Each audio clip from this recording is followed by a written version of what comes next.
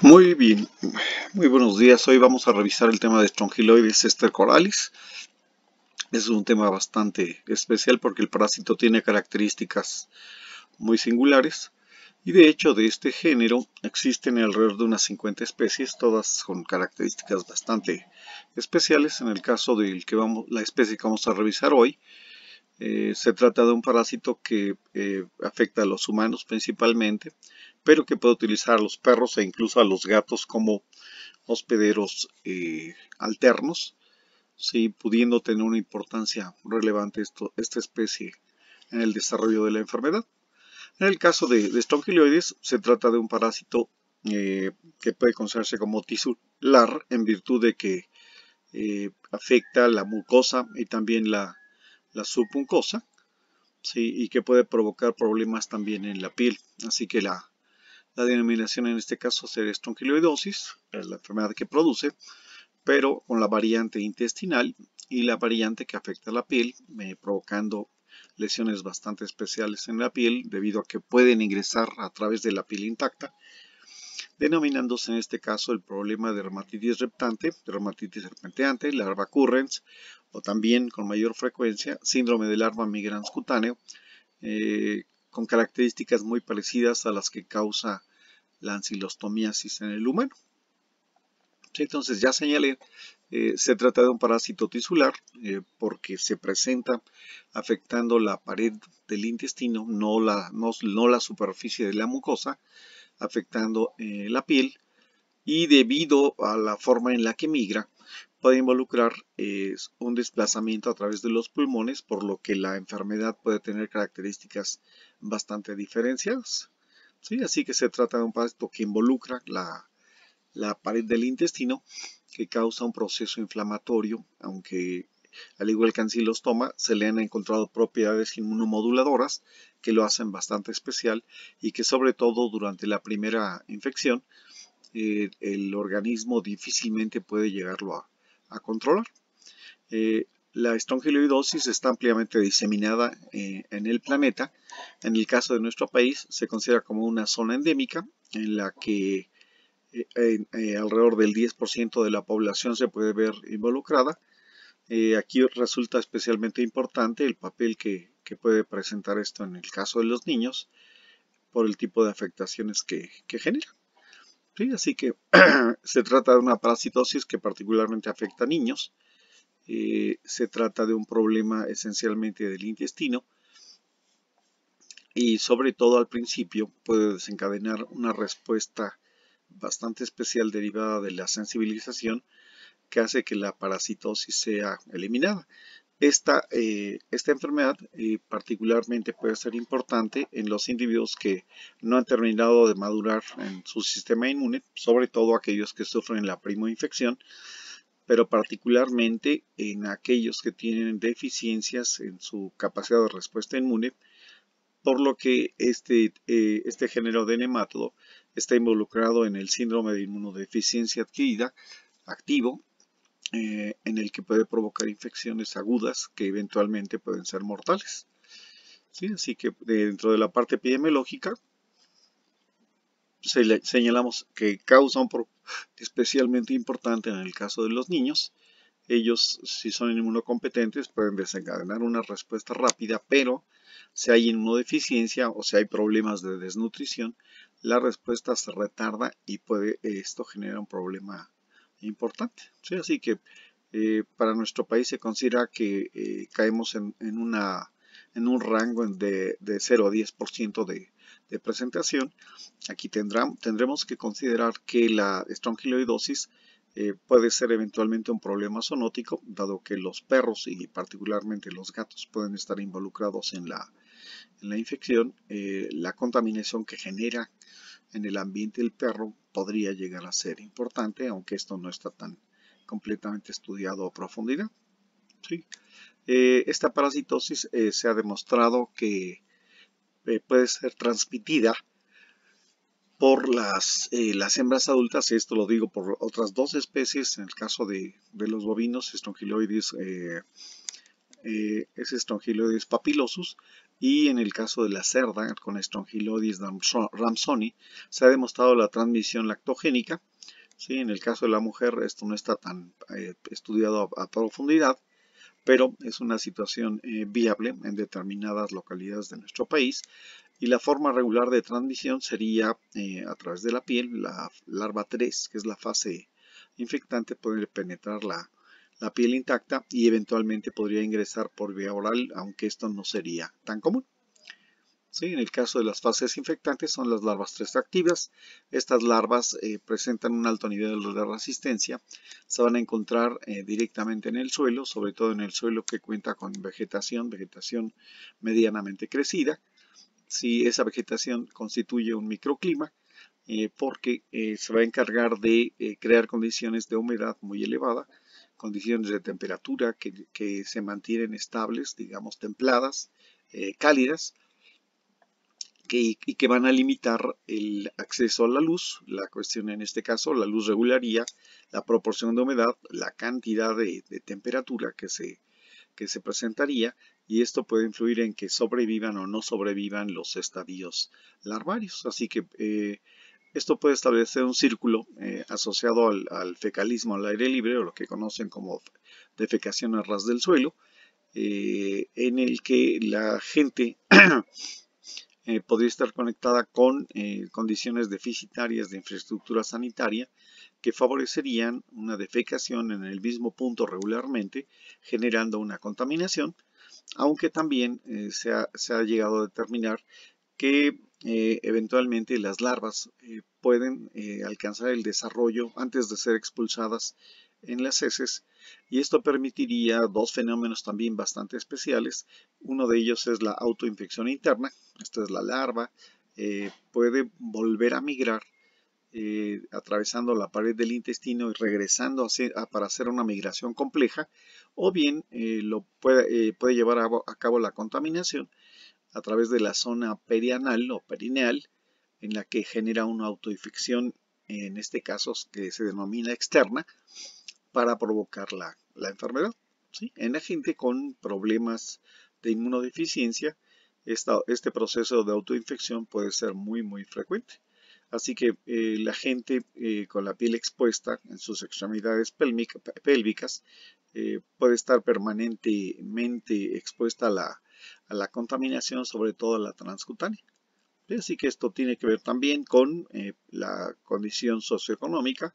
La gente pobre, la gente que no utiliza calzado, o que utiliza un calzado demasiado expuesto, va a poderse infectar con relativa facilidad. ¿Sí? Hay que recordar, este es un geohelminto, puede estarse asociando con otros nemátodos que son frecuentes también en el humano.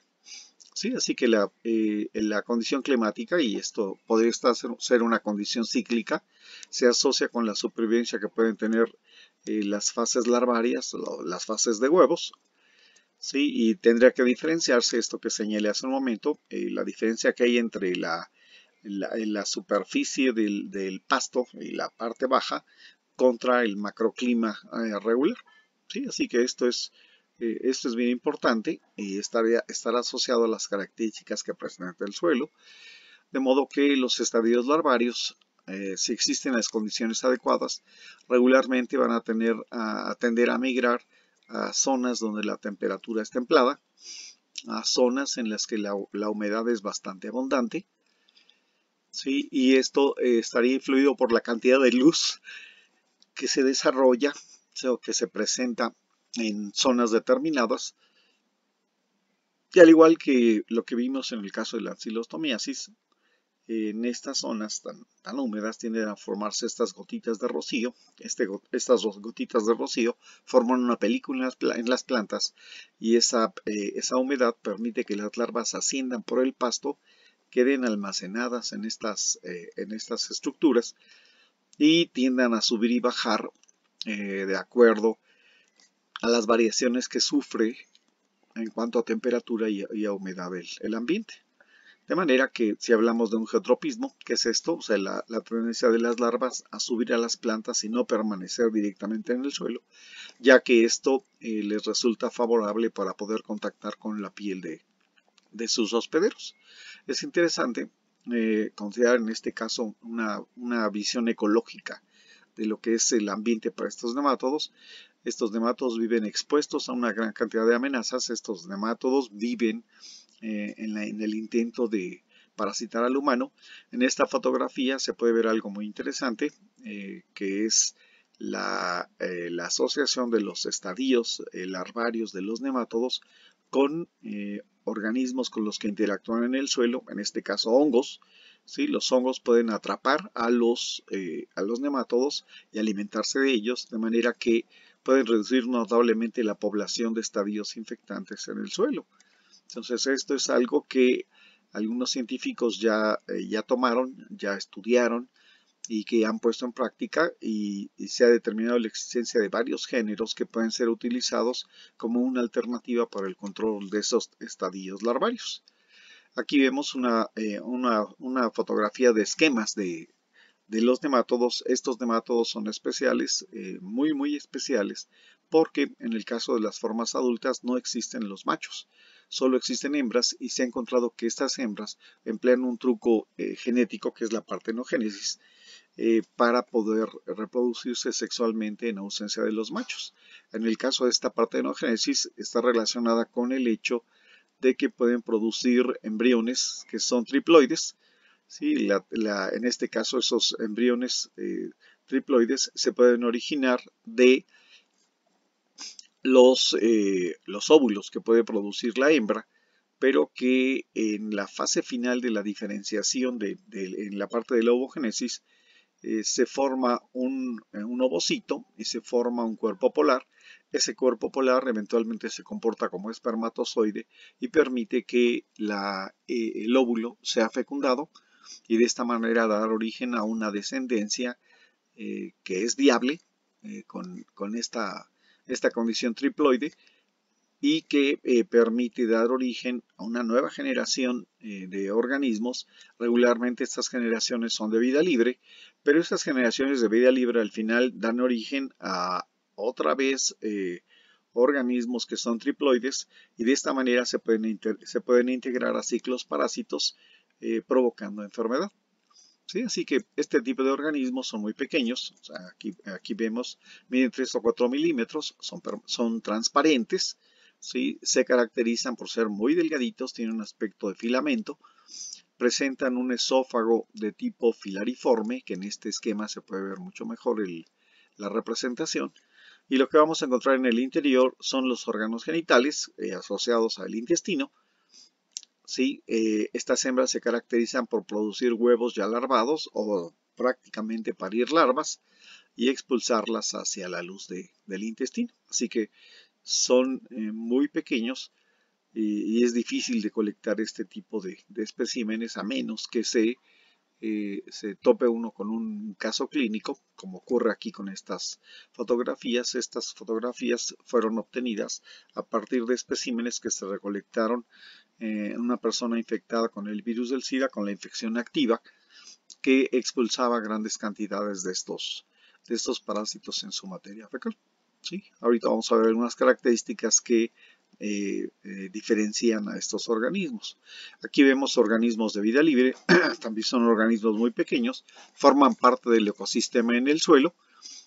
De este lado vemos un organismo de sexo masculino. Aquí es característico el tipo de esófago, es un esófago corto, es un esófago que termina en este bulbo, se le conoce como esófago rhabditiforme. ¿Sí? Este tipo de organismos presentan una bolsa copulatriz con muy poquito desarrollo. ¿Sí? Hay una sola espícula, y de este lado vemos una hembra de vida libre. Aquí se puede ver las características del esófago, un esófago rhabditiforme también, y el útero con la presencia de algunos huevos que van a ser expulsados para dar origen a larvas libres en el suelo. ¿Sí? Aquí vemos una fotografía con las características de los órganos genitales externos. Esto es la bolsa copulatriz a la que me refería. Las nervaduras que presenta la bolsa copulatriz son muy importantes para caracterizar a estos géneros y especies. Si utilizamos específicamente la cuestión de morfología, aunque esto gradualmente está siendo sustituido, como lo he venido mencionando, por ya estudios genéticos que permiten la caracterización genómica de este tipo de organismos para poderlos diferenciar sin ningún problema. En esta diapositiva vamos a ver las características de la parte anterior. Aquí está lo que les comentaba. En el caso de los organismos de vida libre, en la parte anterior van a estar presentes un par de labios. ¿Sí? Los labios son grandes, bordean el orificio bucal y cada uno de los labios presenta un par de papilas. ¿Sí? Es característico el esófago rabiditiforme, en tanto que en las fases parasíticas lo que vamos a encontrar son 4 labios pequeños. Estos labios también están bordeando el orificio bucal y están alrededor del orificio bucal y van a estar presentes sobre ellos una papila en cada uno. Estos organismos se van a caracterizar por presentar un esófago filariforme, esto es con aspecto filamentoso largo, que es característico de este tipo o esta fase del parásito. En el caso del ciclo biológico es muy interesante, lo repito, porque se trata de un organismo que se presenta como parásito facultativo. Solamente existe la hembra en la fase parasítica, pero dadas las variaciones de la información genética de la descendencia, se pueden formar estadios haploides, diploides y triploides. ¿Sí? De manera que los haploides y diploides dan origen a una forma de ciclo biológico, que es un ciclo de vida libre, ¿sí? Pero las fases de vida libre, los adultos que se forman, tienden a desarrollar un ciclo de vida parásito que es conocido como ciclo homogónico. ¿Sí? Así que en el caso de las larvas triploides, ellas dan origen a hembras de tipo parásito, y estas hembras de tipo parásito hacen que persista el problema dentro de la población, haciendo de este parásito algo bastante especial en su desarrollo. Así que si hablamos del ciclo homogónico, este se origina a partir de la formación de larvas que tienen información triploide. ¿Sí? Así que las hembras liberan huevos larvados o liberan francamente larvas 1. Estas larvas 1, igual que en otros casos, siendo larvas activas, eclosionan directamente en el intestino o eclosionan después de ser expulsadas en las heces, van a tener que encontrar condiciones microclimáticas apropiadas para poderse desarrollar. Así que si hay las condiciones adecuadas de humedad y de temperatura, esto evoluciona. Si hay una riqueza en acidez en el suelo asociada con la presencia de una gran cantidad de bacterias, estas larvas se alimentan de bacterias, crecen, mudan a larvas 2, las cuales siguen alimentándose con bacterias, y estas también van a mudar para convertirse en larvas 3. Estas serían ya las fases infectantes. Estas larvas van a desarrollar los tropismos a los que me referí hace un momento, y esto les permite dispersarse vertical y horizontalmente, de tal manera que estando en contacto con el pasto húmedo, que sería la condición más frecuente, hacen contacto con la piel del hospedero, ¿sí? Pueden digerir la piel del hospedero, pasar a tejido subcutáneo, y del mismo modo que ocurre con el xilostoma, desarrollar migraciones totalmente azarosas con la intención de buscar un vaso venoso. Este vaso venoso puede ser alcanzado varios días después de que la larva penetró la piel para llegar a los pulmones. Ahí en los pulmones desarrollan una muda para pasar al estadio número 4. ¿Sí? Van a destruir parte del tejido pulmonar para poder migrar hacia los pasajes respiratorios, y de aquí los pasajes respiratorios van a migrar hacia el intestino. En el intestino desarrollan un quinto estadio larvario. Ese quinto estadio larvario en unos cuantos días se convierte en la hembra parásita. De esta manera sería el ciclo que más frecuentemente ocurre con estos nematodos para originar las formas adultas. Podríamos encontrar muy esporádicamente, y esto lo digo porque las larvas se encuentran en el pasto y para poderse infectar se requeriría consumir el pasto, consumir la planta que está contaminada, la cual después de ser ingerida va a liberarse, va a migrar a través de diferentes órganos, siguiendo una ruta parecida a la de Ascaris, la cual le permite llegar después a el intestino, ¿sí? Debe quedar bien claro, uno, que los parásitos viven en la pared del intestino no adheridos a la mucosa del intestino, y dos, que eventualmente en algunos hospederos se alcanzan a desarrollar las larvas 3 en el trayecto del tubo digestivo, y estas larvas 3 pueden provocar una infección antes de salir, a la cual se le llama la infección, la autoinfección interna, migrando por intestino grueso o la pared del intestino grueso para regresar al intestino delgado, o bien se ha encontrado que pueden contaminar la piel de alrededor del ano, y esta también se considera una autoinfección, pero de tipo externo.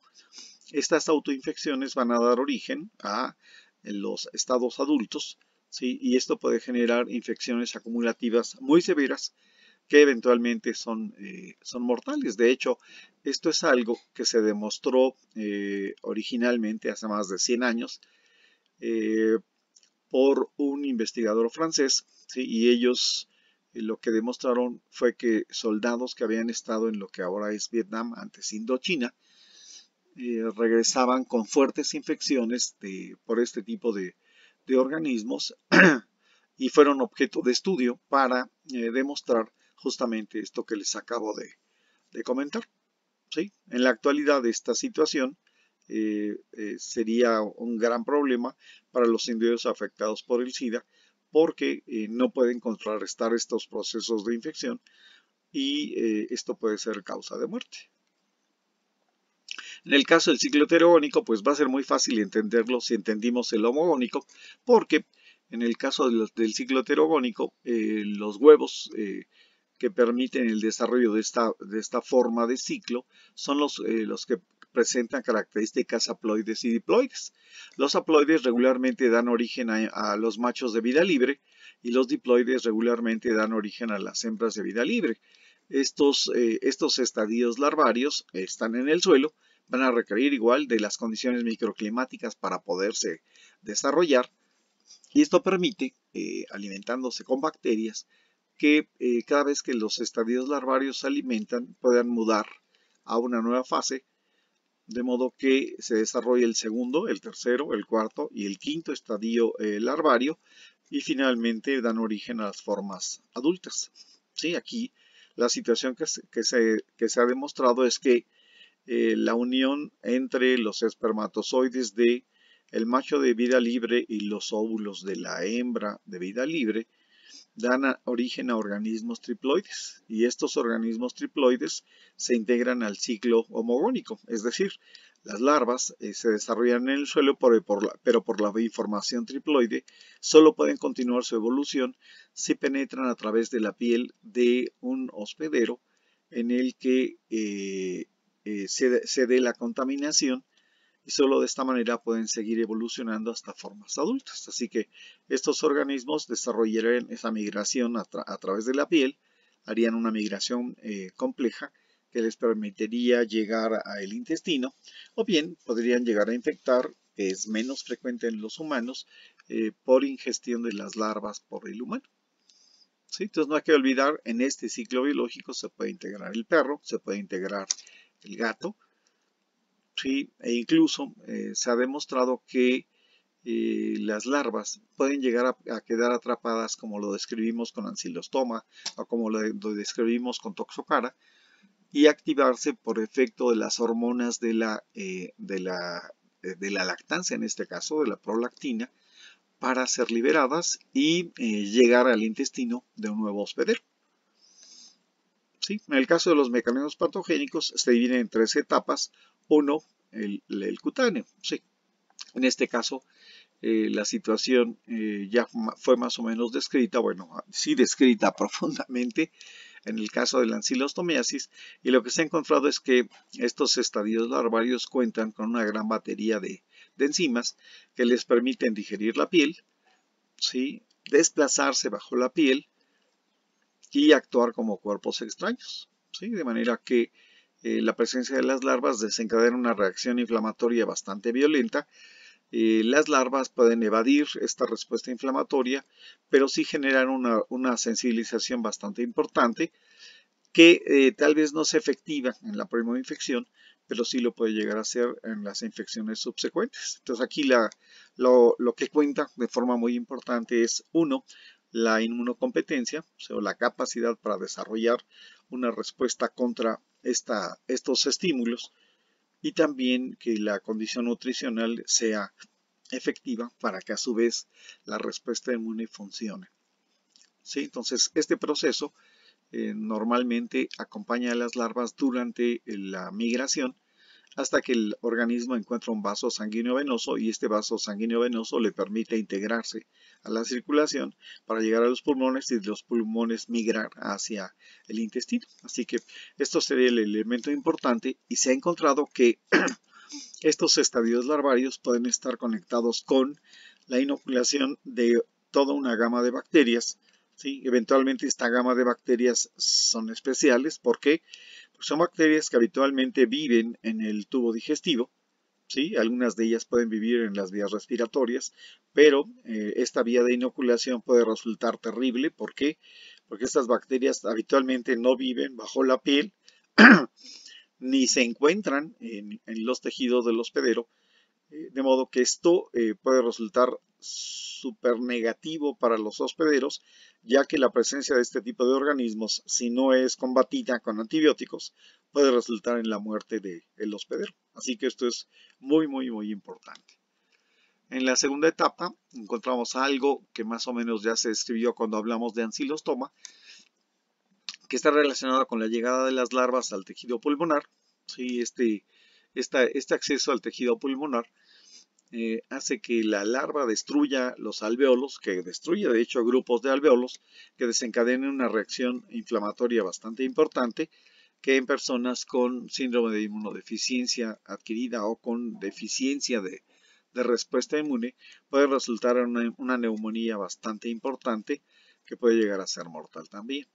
¿Sí? No obstante, en individuos inmunocompetentes, eso es una condición que dura algunos días, que permite una breve evolución del parásito, y el parásito regularmente sigue su migración abandonando el tejido y siendo deglutido. ¿Sí? Así que esto es una situación que en algunos individuos puede resultar importante si hay una migración de larvas. En el caso de las formas adultas, esencialmente hay que considerar los parásitos adultos viven en la pared del intestino, no adheridos a la mucosa, se alimentan del tejido del intestino y van a desencadenar una respuesta inflamatoria bastante importante. Así que esta respuesta inflamatoria pues va a guardar una proporción contra la cantidad de gusanos que se desarrollan, de modo que en la gente que es inmunocompetente, pues van a ser los gusanos adultos que lograron atravesar la piel, los que se implanten y que de alguna manera pueden generar alteraciones en la fisiología del intestino delgado, o sea, particularmente del duodeno. Sí, así que esto puede generar problemas de absorción, puede generar un proceso inflamatorio temporal, ¿sí? Puede afectar de alguna manera el estado de nutrición del hospedero. Y pues la mecánica que se puede presentar ante su presencia es esta respuesta inflamatoria que puede generar algunos cambios en la fisiología también asociados con la liberación de líquido por aumento de permeabilidad, ¿sí? Con la pérdida de electrolitos. Y esta situación puede resultar realmente relevante cuando encontramos una carga parasitaria muy importante, y esto es importante cuando hablamos de los individuos inmaduros, inmunológicamente hablando, o los individuos que tienen el síndrome de inmunodeficiencia adquirido, porque esto puede permitir, uno, el proceso de autoinfección interna con un incremento muy importante de la población y el desarrollo de una enteritis que se extiende por todo el intestino delgado y que incluso puede llegar a afectar el intestino grueso, generando un cuadro diarreico casi disentérico que puede llegar a provocar la muerte de los individuos. ¿Sí?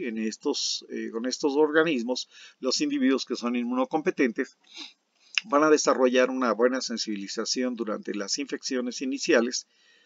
Por esta razón es bien interesante. La primoinfección evoluciona con todas las de la ley, mientras que en las infecciones subsecuentes el contacto con los antígenos permite la activación de respuestas celulares. Sí, aquí podemos encontrar linfocitos, podemos encontrar eosinófilos que están involucrados en la destrucción de los parásitos, pero también podemos encontrar la activación de algunos tipos de anticuerpos que pueden fijar el complemento, que pueden generar lesiones en la superficie de los gusanos y provocar la muerte, ¿sí? O el desarrollo de IgEs, por ejemplo, que podrían desencadenar un cuadro de diarrea y mezclando estos dos componentes eliminar a los parásitos. Así que esto es una de las situaciones que permite explicar por qué el problema se encuentra comúnmente en los niños y no se encuentra con tanta frecuencia en el caso de los humanos. Así que las alteraciones asociadas con la estrongiloidosis pueden ser de piel, en este caso el síndrome de larva migrans cutánea o las otras denominaciones que recibe, en los que se forman trayectos inflamatorios asociados al desplazamiento de los parásitos. Casi siempre los vamos a encontrar en los pies, aunque esto depende de las superficies que haya contactado el cuerpo para la infección. Y esto lo decimos en el sentido de que habrá gente que pues no vive en las condiciones favorables toda la vida, pero esporádicamente se exponen y pueden desarrollar lesiones en otras partes del cuerpo. Entonces aquí vemos el ejemplo de los pies que desarrollaron este proceso o en otras zonas. Aquí está lo que se comentaba hace un momento. Las larvas migran bajo la piel, pero eventualmente pueden provocar infecciones que deben de ser atacadas adecuadamente porque esto involucra varios géneros de bacterias que son enterobacterias o que son bacterias que viven en otras zonas del cuerpo, pero que ingresando por esta vía pueden generar infecciones muy severas. ¿Sí? Así que aquí está el ejemplo de lo que señalaba, o sea, la posibilidad de que las larvas ingresen por otras zonas del cuerpo y que provoquen este tipo de infecciones. ¿Sí? También se generan problemas respiratorios, sí, y esto va a depender de la condición inmunológica del hospedero, así que en algunos casos pueden ser manifestaciones muy sencillas asociadas a la inflamación de las vías respiratorias bajas y altas, pero eventualmente podemos encontrar situaciones en las que esto se convierte en una neumonía, una bronconeumonía, y esto generar la muerte del hospedero. Algo que resulta aquí interesante es, dado que se producen IgEs, estas IgEs pueden hacer que el problema sea grave en las vías respiratorias por generar una condición muy parecida a la alergia local.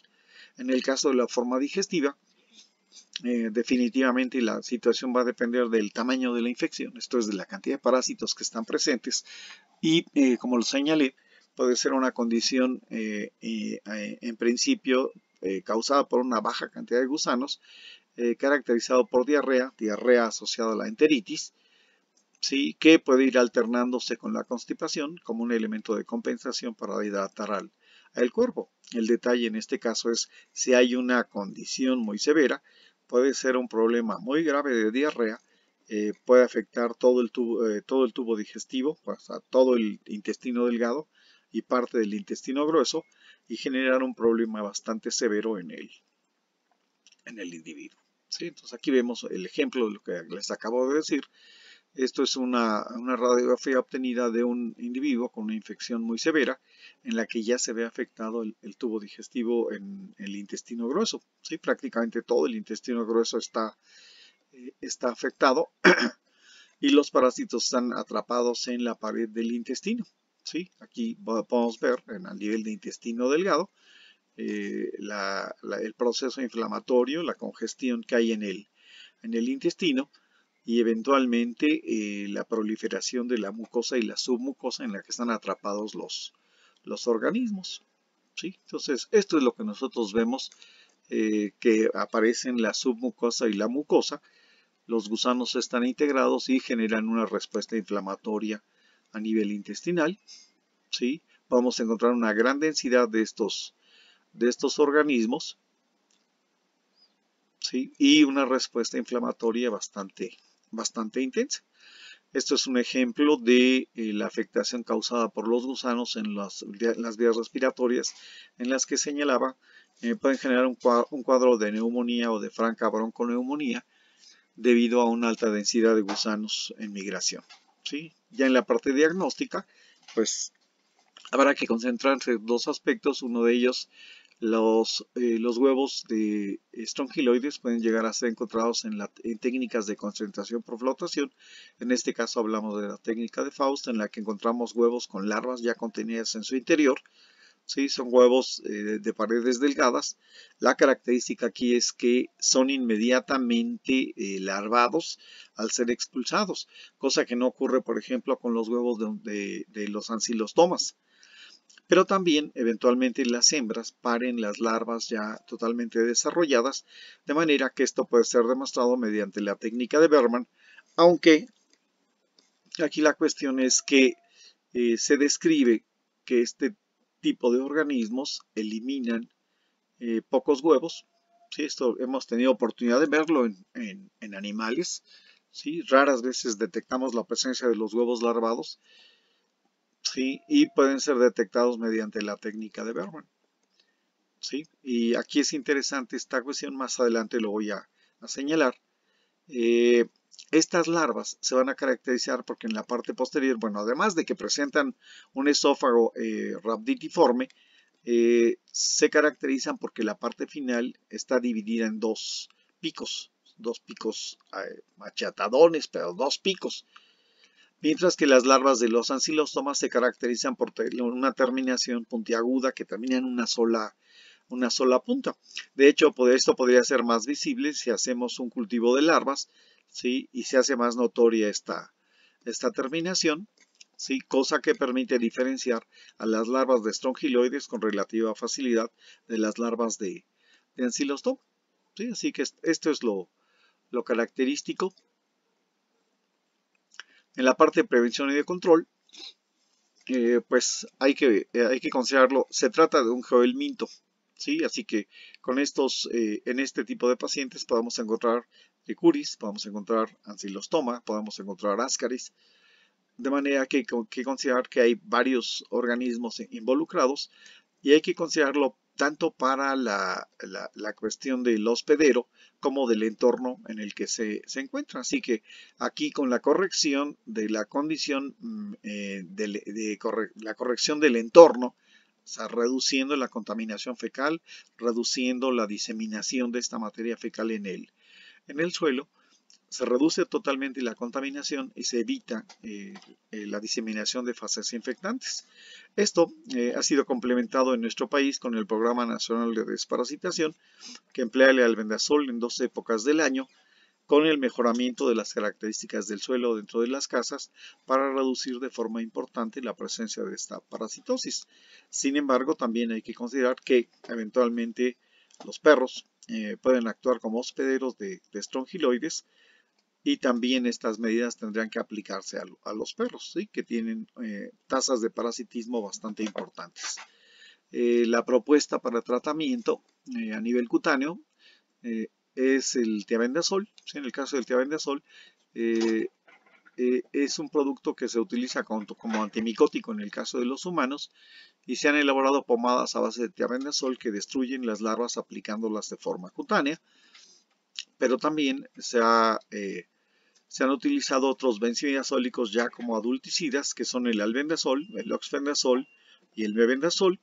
¿Sí? Y hace algunos años se introdujo la ivermectina, que es una lactona macrocíclica, que puede utilizarse para el tratamiento de la afectación cutánea, pero que también tiene un espectro que involucra a estrongiloides y pues ya está autorizada para su uso en los humanos. Esto es todo lo que se puede decir de estrongiloides.